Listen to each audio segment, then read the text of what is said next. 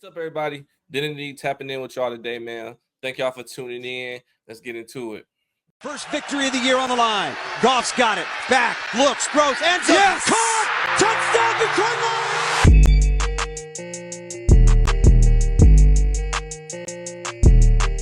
Lions! NFL schedule has just dropped, and I'm not gonna lie, I didn't tune in at 8 o'clock. I got into it like 8:32, and then just looking at it, my first thought was, "What the hell?" I'm just like, man, like this gonna be crazy. Like now I understand because they always just like putting out like little key matchups throughout the time before the actual schedule itself popped up. That and I was lurking on a lot of people's pages, seeing what was going on, and then finding out that we play the Green Bay Packers to start the season is crazy. But I see that being an automatic win just for the simple fact I like Jared Goff way more than Jordan Love. Not saying Green Bay isn't a good team. To start the season off against an NFC team does really kind of like, I feel like it puts lights of fire under a team that's like, hey, let's start this year on a good foot. Do I see the Lions going 15-2? Not really. Just for the simple fact that a lot of the contenders, they don't play at Ford Field. They play at their stadium, at Baltimore, at Kansas City, at Washington, at Philly. Like those are a lot of games that key matchups that I feel like those teams are like up here. They're not rebuilding teams or contenders. They're definitely Super Bowl contenders, especially Philly, seen as though they just won. So playing Philly at Ford Field versus playing Philly in Philly is completely different ball game. But I could be wrong, but this year I don't really see it being a 15-2 season. But I pray that the Lions prove me wrong and just end up going crazy this year and maybe go undefeated. Everybody knows Dan Campbell been getting cheated out his not only his championship. I'm using the wrong word.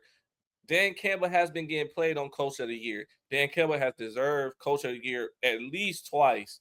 So the fact that like if he goes undefeated or makes it to the Super Bowl and still doesn't win, it's some tomfoolery going on. Or maybe y'all just not trying to look like the NBA, rigging up some stuff because this off top from anything else. I ain't about to get into it all day, but at the same time, y'all all know that losing Luka Doncic and then all of a sudden you conveniently get the first pick to get Cooper Flag.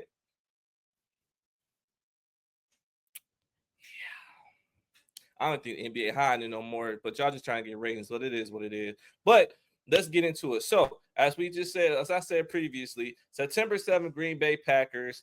Then September 14th, the following week, you play the Chicago Bears. Now, this matchup is something that I really want to see just for the simple fact I want to see if Caleb Williams is really a bust because everybody's been talking about Caleb Williams is trash. Caleb Williams paints his nails paint. And I did the same thing, but at the same time, now that I think about it, it really doesn't even make sense because when you think about it, Chicago is a really good team. Losing Keenan Allen, gaining Colston Loveland, gaining Ben Johnson, and playing against the Lions here. So I don't know, like that one I can see, but I really just want to see if Caleb Williams keeps developing to a quality QB in the NFL, but could he regress like CJ Stroud did last year? I doubt it, seeing as though Ben Johnson definitely focused on getting him a weapon and Colston Loveland, as well as building an offensive line around him. So that's something that I you kind of see how it matches up. But since it's so new, will they have time to really bash together? That's something I want to know. But we'll find out when that time comes around. Now, week 3. Got the Baltimore Ravens in Baltimore. Now, I'm going to do another separate video for win-loss production, but playing Baltimore, I understand what they were talking about before when they say, well, can any team play running quarterbacks and actually succeed in the NFL? I get where they're going with this, but at the same time, the defense, 100% before they start losing everybody, I feel like could have stopped a running quarterback. Because Jalen Hurts, Brock Purdy, Josh Allen, you see what he did. Like a lot of those running quarterbacks are really good because they're versatile. Because the thing is, you can have, I don't care who you have on the other side. If you can close the pocket on a passing quarterback, they're going to struggle. But if you got a person that can figure out things and find running lanes and things like that, it's going to be bad. Now, is Baltimore probably going to do how they did to us 2 years ago? I doubt it, but we'll see when that time comes around. The one game that I really want to see, and I'm actually highlighting this because that's a game me and my fiance I want to see. We can go see the Cleveland game. Yes, it's week 4. Yes, I don't think Joe Flacco's going to end up staying there. I really feel like Joe Flacco is going to pay about 2 or 3 games, and then once they see that Joe Flacco should pretty much retire, get your money. I'm never going to tell nobody not to get your money, but at the same time, I just feel like Joe Flacco time has passed, and I understand when people say a bridge quarterback, but at the same time, you Cleveland is not really a good place for quarterbacks, i.e., that's why Baker Mayfield is gone. You see Baker Mayfield struggle. Everybody talked about maturity issues, talked about all this stuff when he was in Cleveland. Then went to Tampa Bay, played behind Tom Brady, and now look, transition playoff team every year. So you can't say it's the quarterback, seeing as though they lead other quarterbacks lead the team and they're successful. So what will happen? Like what will happen with Deshaun Watson? Is Dylan Gabriel going to do good? Shadur Sanders going to end up going? Like it's really hard to see, but that's one thing I want to see because I want to see Shadur play just for the simple fact all this offseason, even in the NFL draft when Shadur dropped to the 5th round, I'm like, I really want to see him in the NFL firsthand just so I can be like, okay, this guy is going to make it in the NFL. I hope he doesn't show out with Detroit, but it's still a game. Like I said, I can't wait to see. Cincinnati at Cincinnati. Joe Burrow, T. Higgins, Jamar Chase. They have a lot of offensive players that are ready to go, ready to come in right now and just go crazy. Thing is, that's all you got. So you can't, how it was last year, you can't just keep having shootouts with teams and then just letting the defense just kind of just gradually just try to make it work. It's not at work. You're going to drain your team to the point where they're going to keep struggling, and there's going to be so much going on. Yeah, you got 3 people that money, but what about the rest of the team? Like you can't. This is and I keep going back to it. The NFL is not the NBA. You can't put your sole focus into one person and think, "Oh my goodness, this is it." If that was the case, you would have seen it with KC. KC made it to the Super Bowl, but we all see what happened when they actually played a real contender. Patrick Mahomes got slapped because you put so much into Patrick Mahomes that you did not give him enough weapons. You didn't give him an offensive line, and it showed. So them flaws showed in the Super Bowl. Granted, you made it there, but it still showed at the key time when that wasn't supposed to happen. So that's a good matchup, and it's at KC too. And Arrowhead Stadium is crazy. Now we got Week 7 going against Tampa Bay here. Now Tampa Bay last year ended up beating us, so I feel like that was also like a revenge game for Tampa Bay, seeing as though we did put them out the playoffs last year.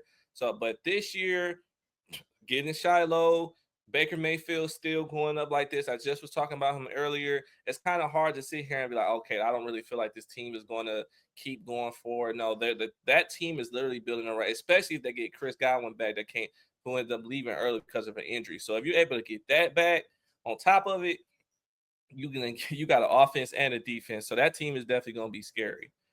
Now, week 8. Week 8 is a bye. Everybody can relax. We can go focus on other teams. We can look at Baltimore because I know a few people like Baltimore in this household, unfortunately. So, that's the time for, the Lions just to come, make sure everything's together, just really just have that time to just relax and heal up a little bit and get ready for the following week. So I kind of like it being in the middle because it really helps the players. Granted, I wish it was a little longer, but I feel like if you gave them more of a break, you would give them more games. And that's something that I really don't want to see in the NFL. It's like you already having these players getting hit and banged up week by week. And for having to get hit more, I don't feel like that's right. But it is what it is. I'm just on YouTube. I'm not a person that's behind the scenes. I'm not a commissioner, I'm not a owner, I'm not anything like that. I'm just a person that values players for being players. I don't put these players on a pedestal and tell them like these are like guys of all men. I just feel like these players are extremely talented and they should be shown that and they should be showcased that, but they are not items to just be thrown out and just be like, here, figure it out. I don't feel like that's right. But I can start a whole segment with that, but I'm not going to do that. That's not what this is about today.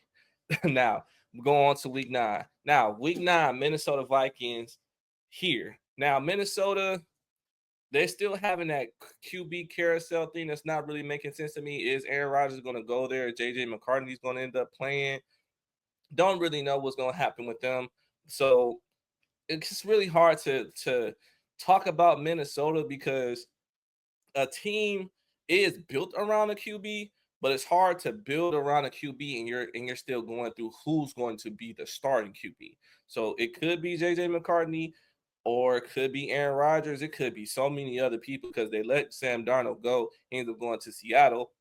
So what would be the thing that's the person that starts being a QB here, and how is their offense going to end up running? So that's a game that I'm interested to see because I want to see if the Lions win, but it's more of a game that's like, will you win because they're in the same division as you, or will the new quarterback come around and then just show up the Lions? So that's what I'm gonna put on. Now, November 9th, week 10, 4:25 p.m. at Washington Commanders. Revenge game for the Lions. The Lions, woo, this is gonna be crazy. So now this is a game. I'm not gonna lie, I have this one marked too, just for the simple fact that I probably can't go to the game, but I definitely plan on watching because I want to see if Jaden Daniels keeps developing into a very good quarterback. And you got him Debo Samuels, you still kept his player, and you gave him offensive line. So the fact that you're building it around the team, you're doing everything the right way. We got to see what's going to happen, and I'm definitely looking forward to this matchup because I feel like the Lions are going to do to Washington what they did to Dallas last year because it's like, okay, well, y'all beat us last time, so now we got to beat you, and not only going to beat you, but we're going to embarrass you. I don't feel like they're going to do the let's throw to offensive lineman type of embarrassment, but I definitely think that Jaden Daniels is still going to run around, but they're going to make sure that when he runs, you're going to feel every hit that you take from when you went out. So that's one thing I'm definitely looking forward to. So we're gonna see what happens with that. The following week, even tougher, going against the Super Bowl champions, Philadelphia Eagles.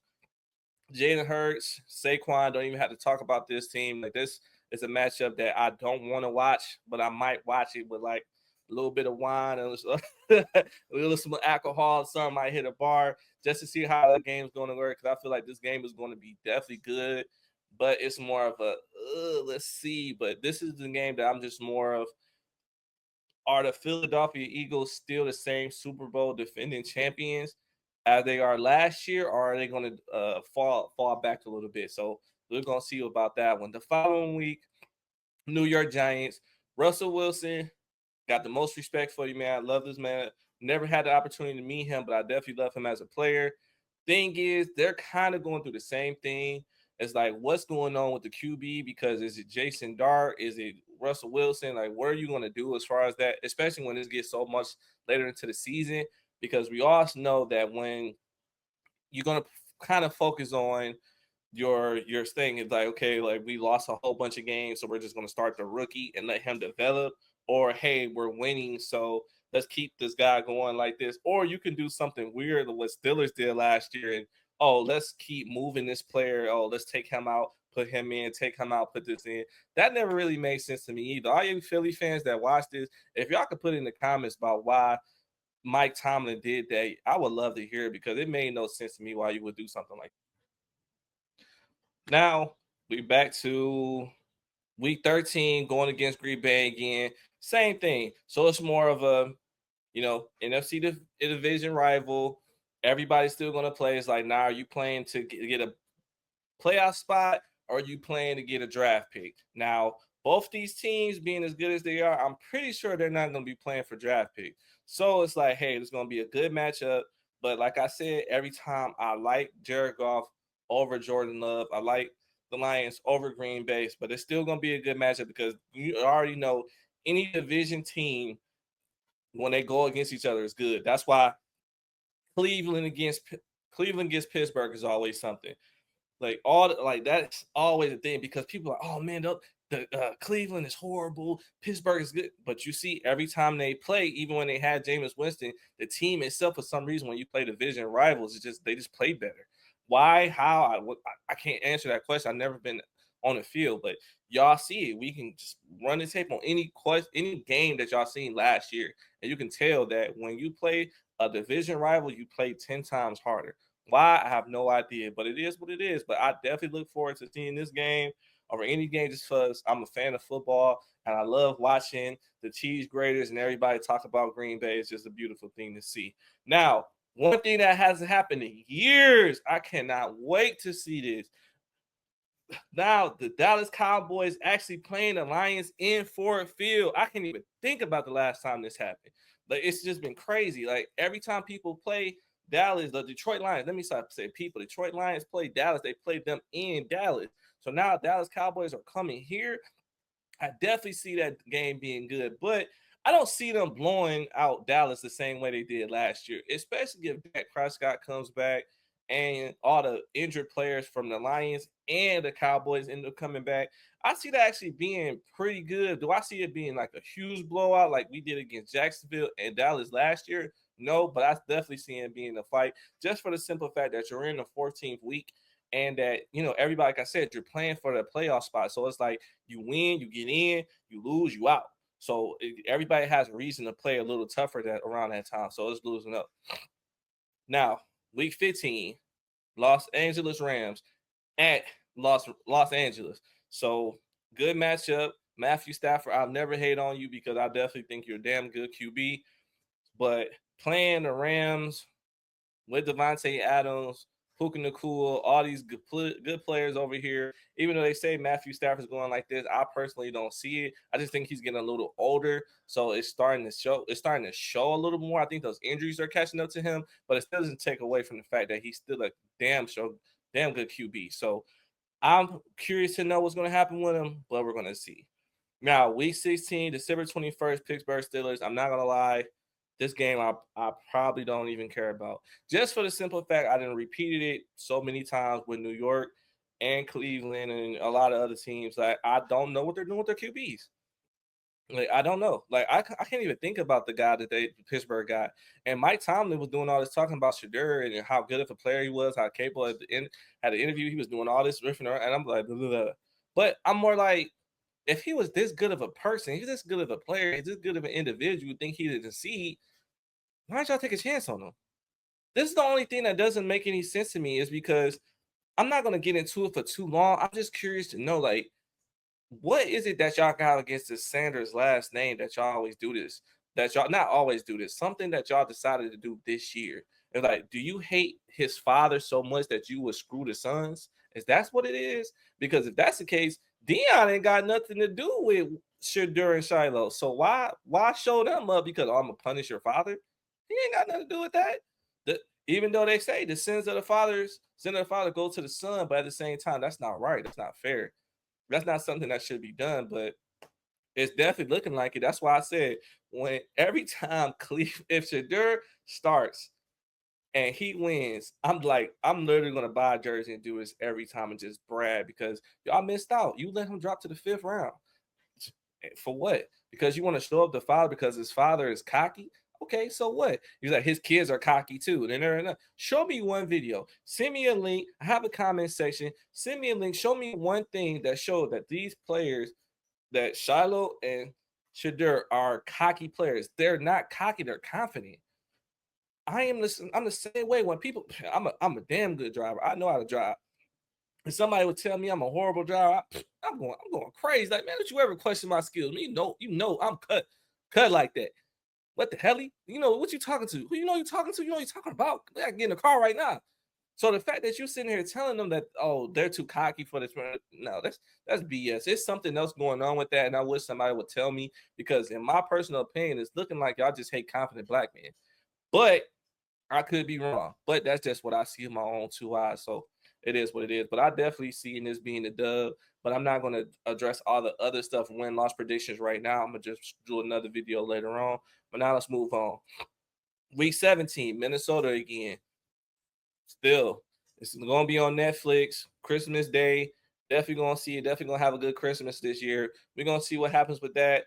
That QB carousel is still going to be a thing, but that's definitely going to be it happened last year. I feel like it's going to happen this year. It's always going to be a good matchup, especially for Christmas, and it's on Netflix. So I feel like the ratings going to go up. So we definitely going to see what happens with that. I feel like that's going to be a win or go home type situation, but we're going to see. Last, still to be determined, Chicago Bears to end the season off.